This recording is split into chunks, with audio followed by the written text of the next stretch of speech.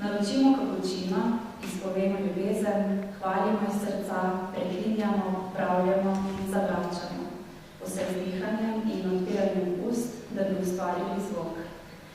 Zvoki, ki jih proizvajamo, toni, ki jih uporabljamo, besede, ki jih izbiramo, pa usmerjajo in oblikujejo našo identiteto.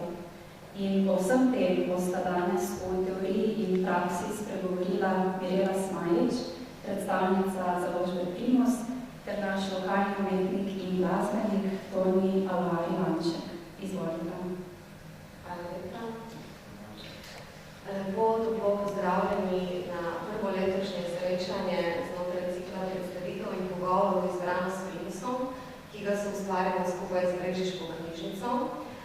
Danes se bomo podali na tako učinkovito, zanimivo, glasbeno, pevsko, zvočno pogovorno popotovanje z našim gostom Tonijem in v bistvu skozi pogovor bom razkrila tančico o moči zdravilnega zvoka, zvočne vibracije in predvsem glasu, o katerem tudi govori knjiga Alkimija glasu.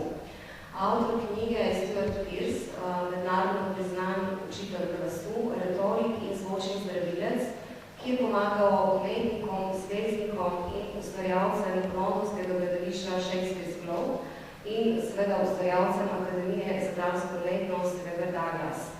Stuart Pearce navaja, da je naš glas, naša identiteta v zvoku, je veliko več kot zgolj sredstvo za sporočanje naših misli in občutkov, je izraz naše identitete in individualnosti.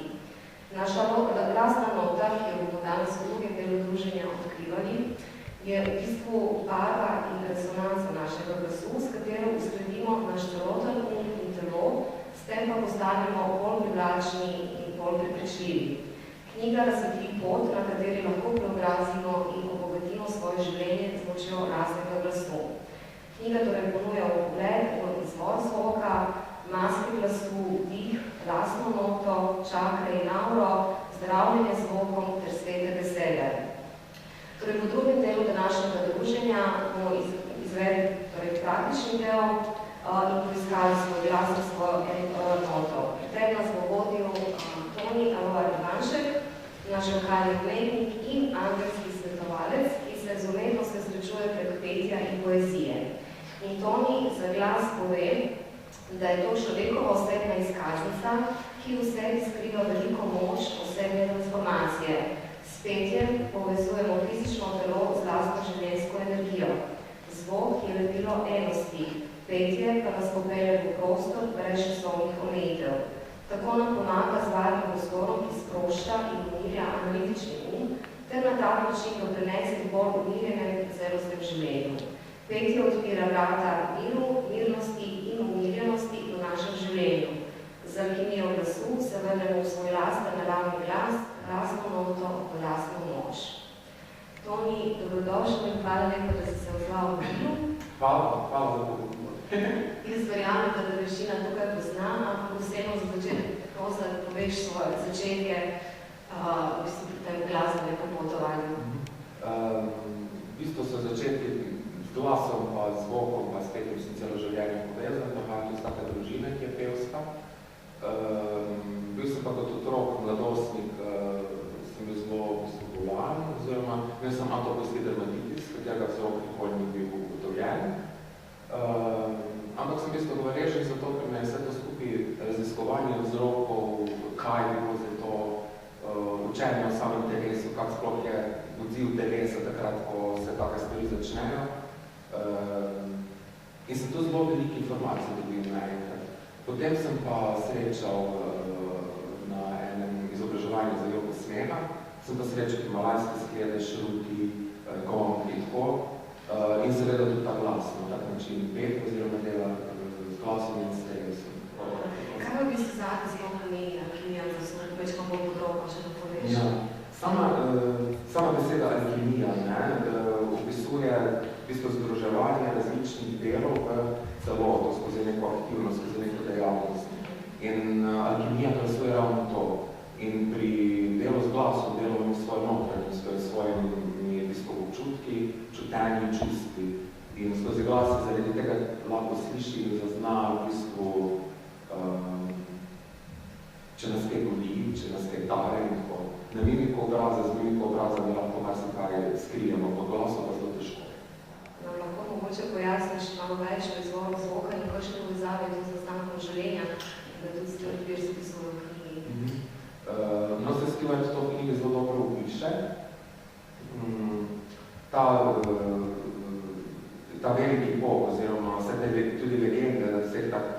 ostalih ljudstev, ostalih kultur, nekako se opada z enim in istim začetkom in to je ta nek veliki bog oziroma vesolje oziroma tisti prostor je prišel v neko točko preloma, kjer se je nekaj zgodilo, je velik bog. In od takrat naprej se širi energija iz samega centra vesolja in različne kulture imajo tudi potem različne legende, recimo v južnoameriški indijanci, recimo Maji, še posebej imajo legendo o stvarjenju in ravno tu recimo naj bi bogovi v zboru peli in na ta način proizvajajo vibracijo, ki je potem, in ta vibracija je potem preplet različnih glasov, različnih harmonij, se na nek način materializira. Tako se potem materializira tudi naš ta snovni svet. In nekje poteka za boje večna pesem.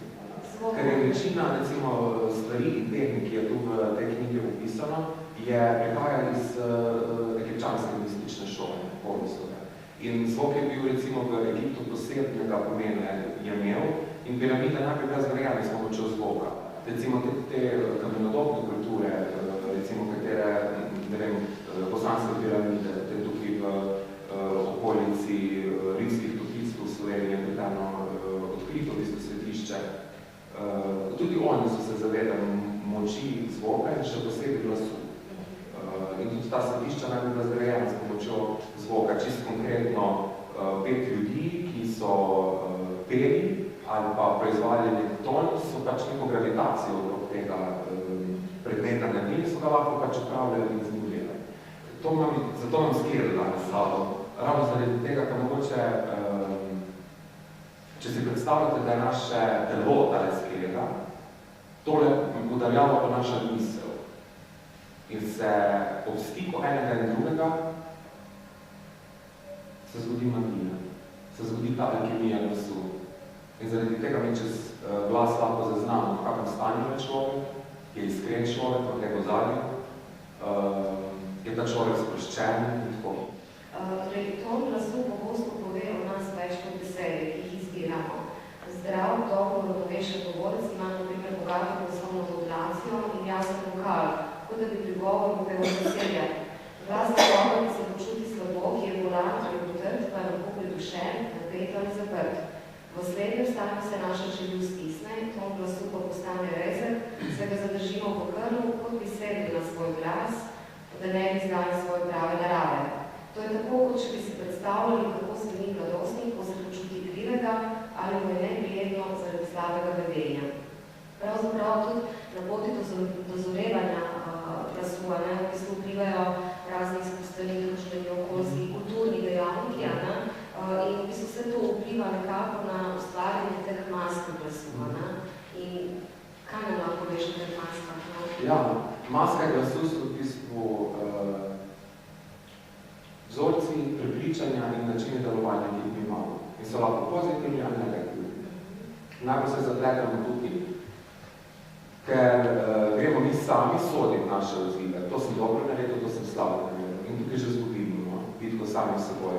Ker čim mi sebe usmerimo v neko dualnost, nikoli ne bomo vedeli, bomo vedno v nekem propalu. Tako. In te maske glasu so v bistvu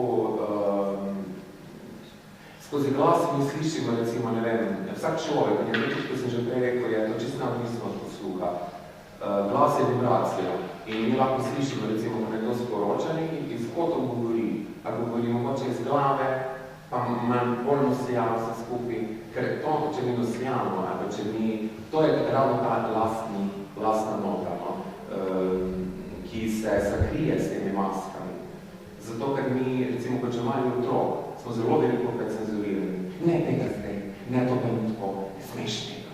In tukaj se pa redko kot vpraša, kaj je v tisti dobi, ko otrok še ne zna, ki najbolj govori, pa se je izraženo, ko še ni telo zrelo za to, da bi spodbudilo neke zvoke, ampak vseeno pa to bitja čutijo, vseeno pa otročki čutimo, ne? In vsi smo bili otroci. In ponavadi največ mas glasu izvira iz tega obdobja. In v bistvu na anatomskem nivoju se skoraj škodimo.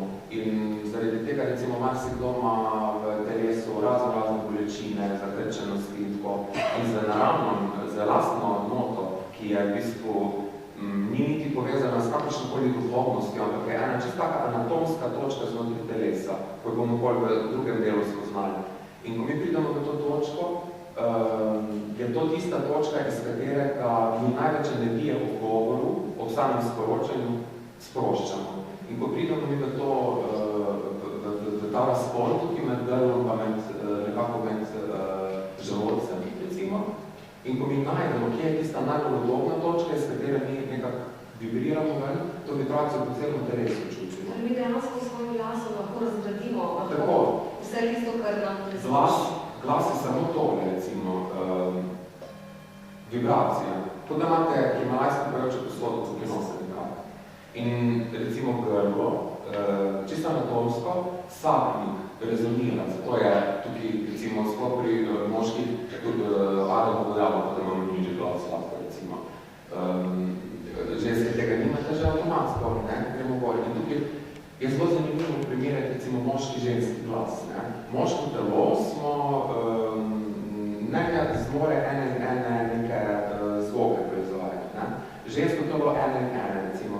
In potem je tu tudi zelo povezano s tem, če imamo mogoče moški malo poženščen glas, recimo, in tako imamo, uporabljamo mogoče nekaj glas, so tako nekaj kretni poleg, je to tako že, ta moška da malo s televizije, recimo, ne?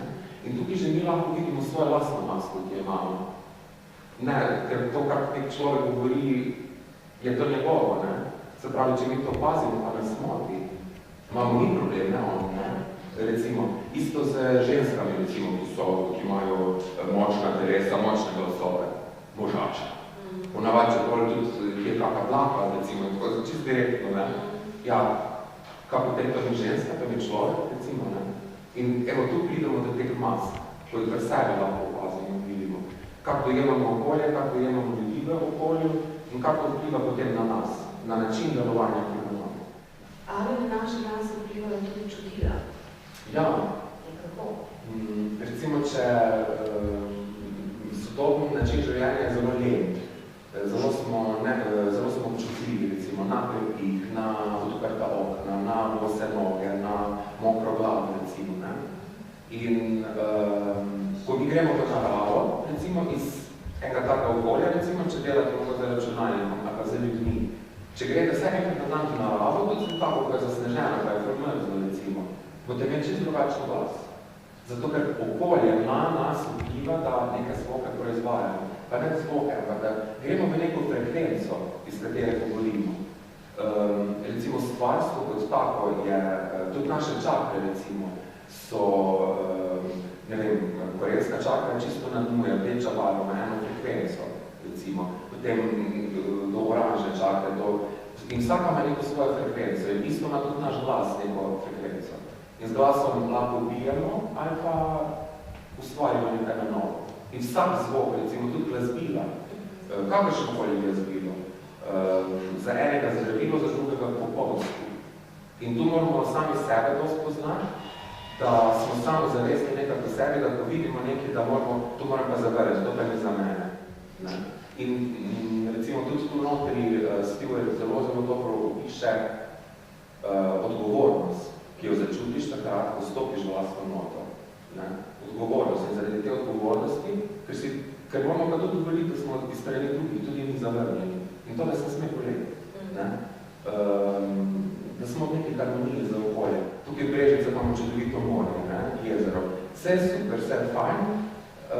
In ko imamo mi tisto, kar je veliko Brežičano, recimo, ko imate jezero pred sabo, da javi nekje je pa tista avtocesta. Tak zvok, recimo, ki je na nek način destruktiven, ga lahko sebi prid uporabimo. Aha, zanimižiše so pa zdaj tudi zdaj, vode zašumja, rekica, ptičke, tam daljavi nekaj se dogaja, ampak jaz sem pa tukaj noter. Vsaka naša življenjska dejavnost je odvisna od dihanja. Naše prvo samostojno dejanje, ko se rodimo, je vdih. Naše zadnje dejanje na koncu življenja je izdih. Dih je samo merilo življenja. Toda med rojstvom in smrtjo se zdi večini zrak, ki se giblja skozi naše nosnice in usta, vsem samoumevno. Dihanje je itak najbolj pomembna stvar v življenju. Povem, kakšna je povezava, oziroma kakšna je vloga dihanja pri petju, pri vibraciji, ritmu in kakšna je v bistvu povezava med telesom, dihom in glasom. Zdaj, dihanje, recimo, čisto fiziološki proces, ki vključuje v bistvu skoraj celotno telo. In pri glasu samem je pomembno, da imamo dobro predihano telo. Ker če imamo dobro predihano telo, imamo tudi sproščeno telo.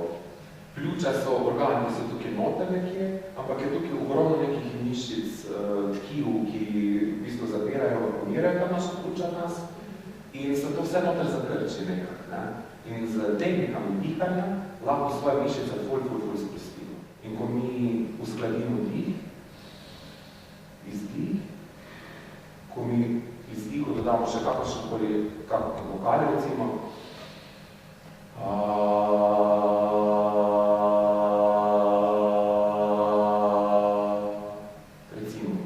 mi odpremo ta vokal izhod. In ko smo mi povezani z dihanjem, naše mišice ta vokal odprejo, da je to prodorno, da je to vibracija, pa se tako.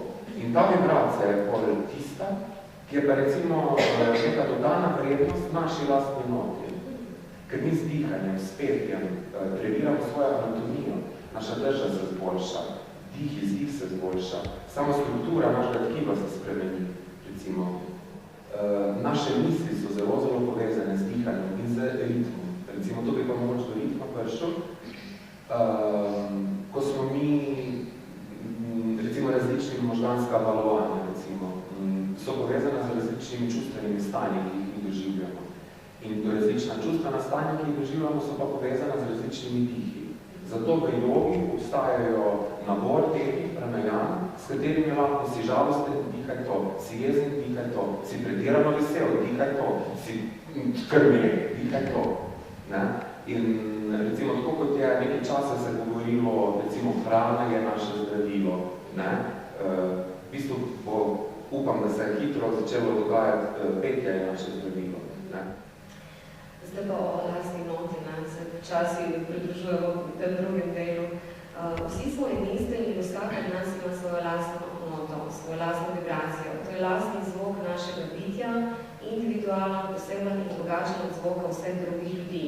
Ta zvok se nahaja v središču našega fizičnega telesa in zato odraža našo resnično in celostno bit.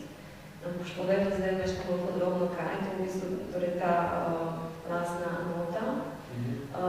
Pa še en izraz je, kako sem se pogovarjala, sem imel funkcijsko harmonijo. Aha, funkcionalna harmonija. Funkcionalna harmonija, ja. Ja, lastna nota, sem se že prej rekel, je v bistvu anatomska točka znotraj našega telesa. In lastna nota je pobita s temi maskami glasu. In te maske glasu so v bistvu prepričanja, ki imamo mi tudi o nas sami, o našem izgledu, o našem pojavi. Recimo to, srečamo nekoga, recimo v množici ljudi srečamo recimo nekoga gospo in recimo mi da to spregovorila, recimo nismo, imamo neko energijo, recimo, ne, se nekak čutimo, ne, recimo. Aha, ampak sploh ne spregovorimo, ne. To so pač te lastnosti tega neslišnega dela lastne note, no, o tem govorim. Bolj energijska zaznava. Ampak lastna nota je ravno ta vibracija znotraj telesa, ki jo zavajamo in ki so zelo enostavne, zelo hitro začutimo. In se bolj v tem drugem delu lažje skozi prakso povedati, no, ko so občutki. Povej nam, kaj v bistvu zdravili, torej ko govorimo o zdravljenju zvokom, nas najprej zanima v bistvu tudi, kaj je zdravilni zvok, kaj je zdravilni glas, kako poteka zdravljenje zvok, malo lahko to tudi, torej zato se že večkrat povedal, da lahko tudi sami sebi samo zdravimo zvokom. Kakšno vlogo ima sveča beseda ali zvok, pa monsterska koda, zdravilni sferi, je nekaj izrazov, ne? Ja, je v bistvu vse zelo blizu, vse zelo povezano, vse to, kar si rekla. In zdravljenje zvokom, zakaj reče, da je zvok zdravina? Zaradi tega, ker je vibrativno. In vse, kar je vibrativno, recimo, če pomislimo, nizke vibracije, nizke stvari, recimo, nizka čustva, vibrirajo nizko, imajo mogoče najbolj neko amplitudo tako bolj nizko. In zdaj neko čustvo, ki je veselje, ki je radost, pa ima visoko.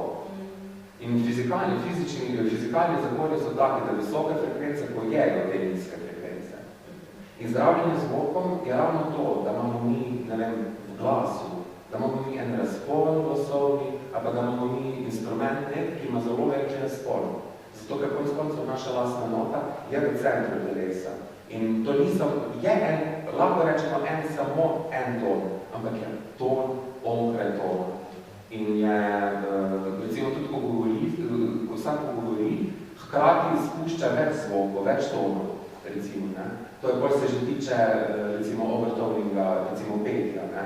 Ali pa potem, če nas ta glas povabi, da bi ustvarjali, recimo, z njim, je ta naravni glas, ali pa ta lastna nota, v bistvu osnova vse muzike iz preteklosti, tako, recimo, ameriški indijanci, sibirski šamani, slovanski šamanizem, so vsi zelo cenili to noto. Ok. Zvok oživi in dejanje namere. Zvokom vedno znova ustvarjamo in poustvarjamo. Zato je ključnega pomena, da besede izbiramo z največjo skrbnostjo in ljubeznijo. Dobro vemo, kako lahko nekaj nerodno izbranih besed nekoga pahne počustveno brezno, negotovost in samoobtoževanje. Velja tudi obratno. Poglejte si, na primer, besede na otrokovem obrazu, ko sliši besede ljubezni in odobravanja. Kako izbiramo besede? Toni. Namreč je to tudi večkrat povezano z učenjem Luiza, ko reče, da bi mogli biti brezgrani v besedah in govoriti po imenu ljubezni in svetlobe, zato da nekoga podpremo izrazno ljubezen. Ja. Po besednjaku, ki ga človek uporablja, lahko zelo hitro vidimo njegovo stopnjo zavesti. Pa ne, da je zdaj stopnja zavesti pomembna, ne kot sodba, ampak da imamo mi neko notranjo sliko o nekem človeku, recimo. In zdaj človek je veliko preklinja, človek je zelo nasilen v svojih besedah, je nasilen svoje energiji, ne? In recimo v celestinskih prirokah zelo lepo piše, recimo, je zelo lepo prikazan ta dialog, recimo, med dvemi, ne?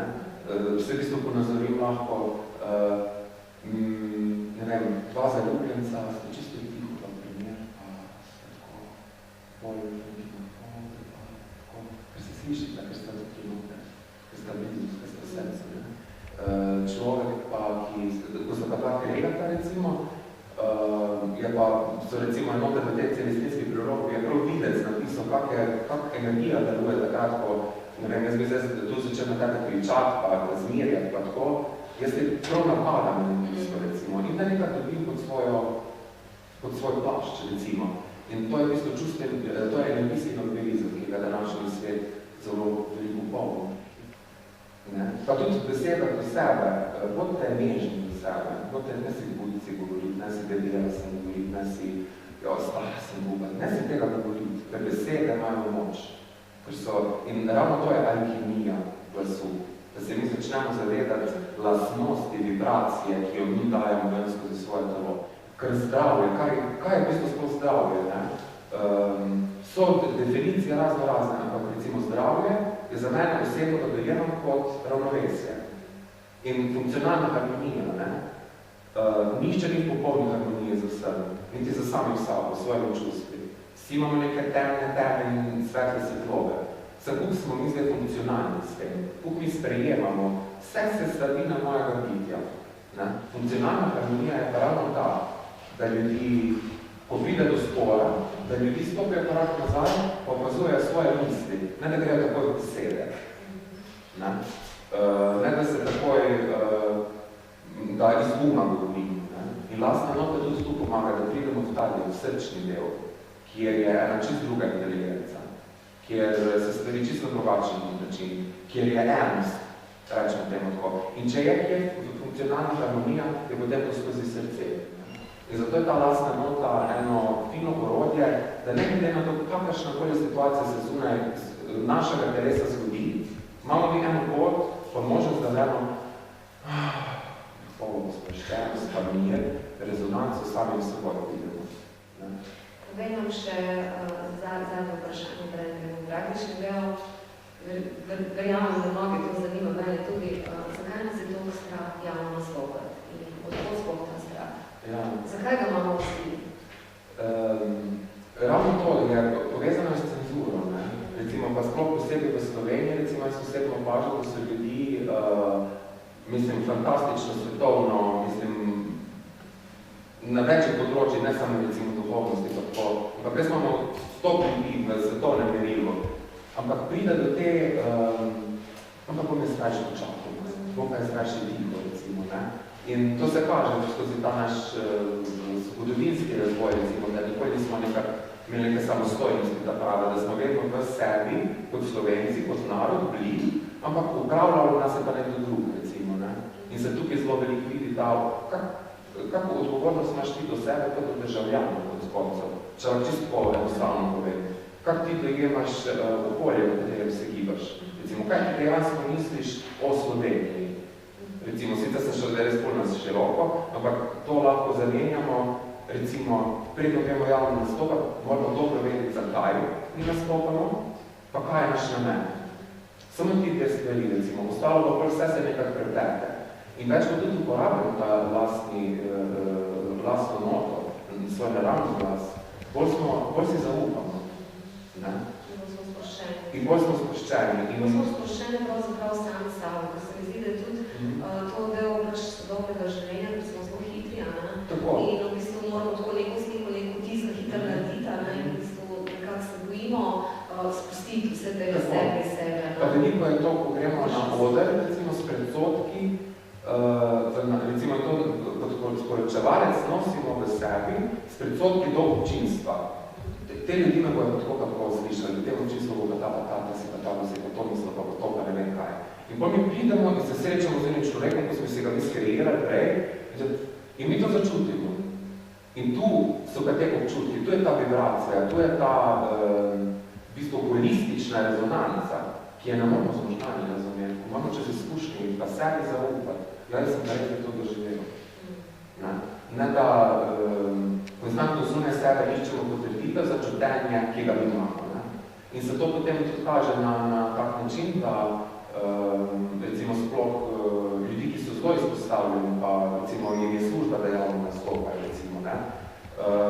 Sigurno, recimo, ne vem, novinarji recimo na televiziji imajo eno tako distanco do vsega skupaj. Zato, ker ko si ti v lastni noti, veliko več iz spektra vsega tega zaznavaš, recimo, to. To mi najlepša hvala za tale prvi del, za drugi Hvala. No in za konec tega pogovornega dela za eno popotnico v delu. Prišel je čas, da svoje srce spremenite v njen tempelj. Vaš glas je zlato skrito v papelu. Da bi razkrili njegov sjaj, morate prižgati ogenj ljubezni. To je moj drugi Runi. In zdaj te pa vabim, Toni, da nas popelješ, oziroma da nam prižgeš ta ogenj ljubezni in nam povzdigneš glas iz pepela. Vsak stan. Hvala lepa.